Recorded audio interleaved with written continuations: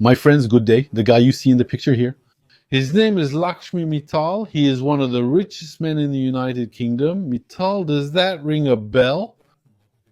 Mittal, of course, that's his name in that company. It's the steel giant, the United Kingdom. Some news this week. We are in the final stage of the collapse. If I made this video a month from now, I would share even more dire information. It means we're no longer in a gradual descent to the bottom. This time it's the big acceleration. Mr. Mittal, well, he's going to leave the United Kingdom. He's not the only one. From billionaires to cleaning ladies, everyone is leaving. There's a massive exodus from this country. This week, the United Kingdom became the first G7 country that can no longer produce its own steel. The United Kingdom used to make steel. That's all over now. That's it for the United Kingdom. For a very long time we made it, but today it's over. So we're in a collapse caused by whom? Well, I don't want to be partisan. I don't want to tell you it's the fault of the Labour Party that's in power. No, the Labour Party that's in power is, of course, destroying the country. But those who were in power before did exactly the same thing. So today there's the word collapse. The United Kingdom is collapsing.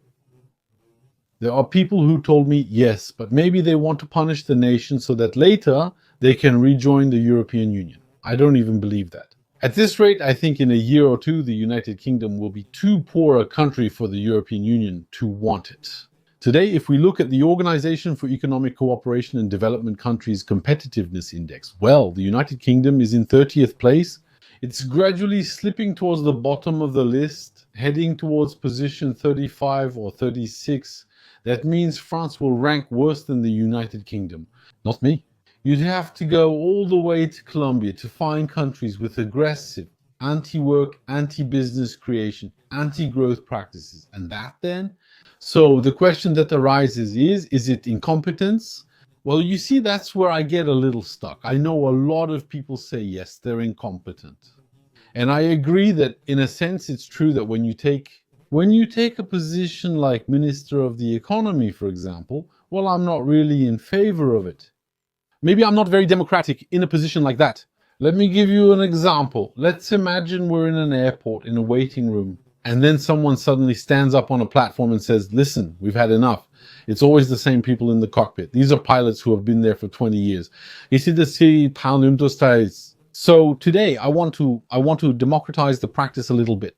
What we're going to do is we're going to hold an election and we're going to take 5 minutes per person to make a speech.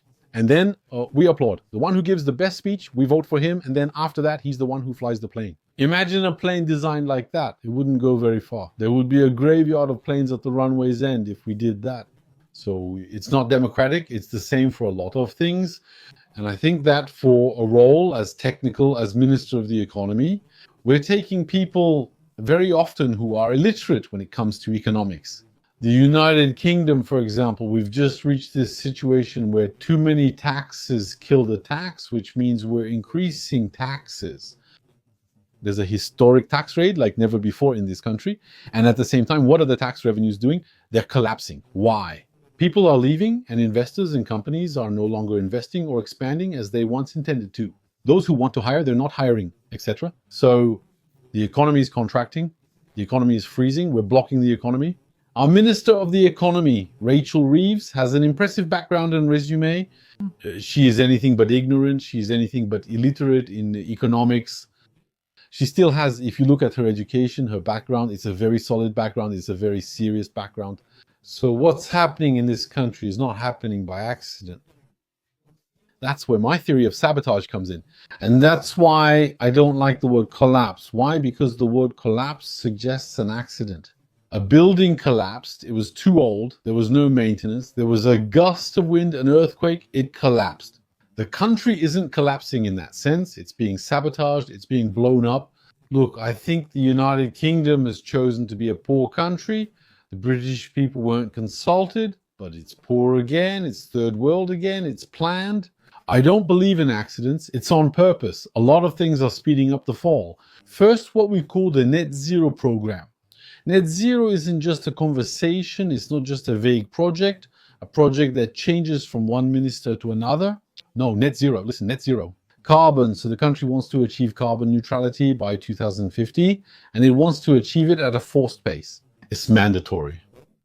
In the sense that there is an enforceable law, it means that the country has condemned itself by its own laws to deindustrialization. It must deindustrialize as there is no other option.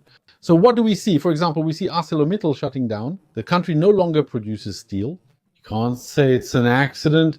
Here, they promise you for years that they're going to do something, and then that thing happens. You can't say it's an accident. And they didn't do it on purpose? No, it was done on purpose. But the country wants to destroy itself because there's an extremely powerful ideology that wants this good country to destroy itself just to see if it changes anything about the climate. So we'll see. We'll see. In 50 years, if it changes anything, I can tell you, it won't change a thing. A powerful dogma exists. Another issue holding us back is the fact that, so maybe, those who remember the German reunification, do you remember? When East Germany joined West Germany, when the two Germanys came together, Germany was originally split into two parts, but it's still technically the same country. Well, which happened after the Second World War, because, the front lines froze at a certain point. And then that was it. It resulted in a divided Germany. Later, Germany was reunited, and we saw those scenes of celebration with the fall of the Berlin Wall. But financially, it was very hard. Why? West Germany was thriving economically with a booming industry, investments, creativity, and jobs. Found itself with an East Germany that was on its knees, that needed to be supported, that had to be carried. It was very hard. In the United Kingdom, we're in a very similar situation. We merged with Ukraine, which means that today we've merged with a country with which we don't share any borders. There's no common language, there's no cultural interest, there's no historical interest. But for now, we've signed binding agreements about infrastructure that last for 100 years, and we're currently paying pensions in Ukraine, the salaries of civil servants. We're paying for the weapons. We're paying for the functioning of the state. We're distributing billions. As a heavily indebted nation that has ceased production and faces declining tax revenue, the top 1% of the wealthiest individuals, those with the highest incomes, pay 30% of the taxes. The top 1% of the wealthiest people pay a third of the taxes.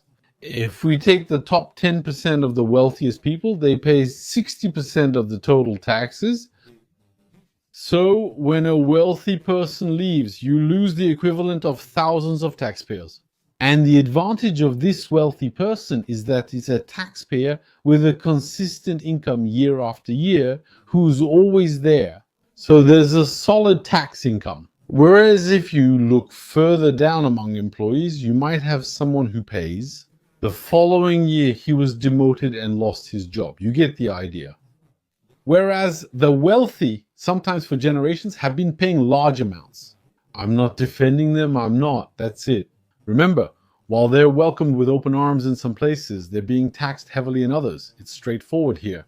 And when you take this guy Mittal, I understand him. Because here, let's say they live in London, nothing guarantees that his son or daughter won't get attacked by thugs in London. London is becoming a cutthroat place. The quality of life, insecurity, inflation, the overall quality of life, even if very rich people like that might not be directly affected by inflation, they don't care at all. While it might not affect them directly, they are impacted by the deteriorating living environment and the hostility towards creativity and success. As poverty worsens, people increasingly seek someone to blame. And today, the ones to blame are the people who create, the people who are rich. We consider that they are the ones who have stolen from us. That's kind of how people see it. You see threads on Twitter, for example, where people say, if we tax the rich by such and such percent, well, we could completely eliminate our deficit. And that kind of tweet, that's what's worrying, and it still gives you the general feeling. It's that sometimes they're liked thousands of times. It means there are people who believe you can just go and rob others and say, you pay. And then that's it. We take that money and keep living as if nothing happened. And what do? Next year, we'll rob them again. And the year after that, we'll rob them again. They think they're just going to stay there like sitting ducks at a shooting range, waiting for us to come rob them again, and rob them again. And meanwhile, the money is being wasted on ideology, is being wasted on wars that don't concern us. Today, I was reading a statement from a request, not a statement, but a request, a demand from about 20 British parliamentarians, who is calling on the British government to build an airport in Kashmir. I mean, today we have people who are campaigning, well, for their own interests, for the country of their heart or something like that. But it's getting out of hand. It's reaching obscene proportions. I mean, that's it. So my friends, I just wanted to give you some updates. I don't know where this is going to take us, all of this, right? I don't know where it's leading us, but in any case, the situation is extremely chaotic. I'll keep you updated on what's happening, and I hope that will be soon enough.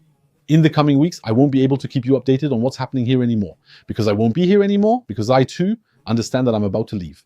This is getting overwhelming. See you soon, friends. I hope that in the coming weeks, I won't be able to keep you updated on what's happening here because I will no longer be present. I also know that I'm about to depart. Now it's really starting to be a lot. See you very soon, my friends.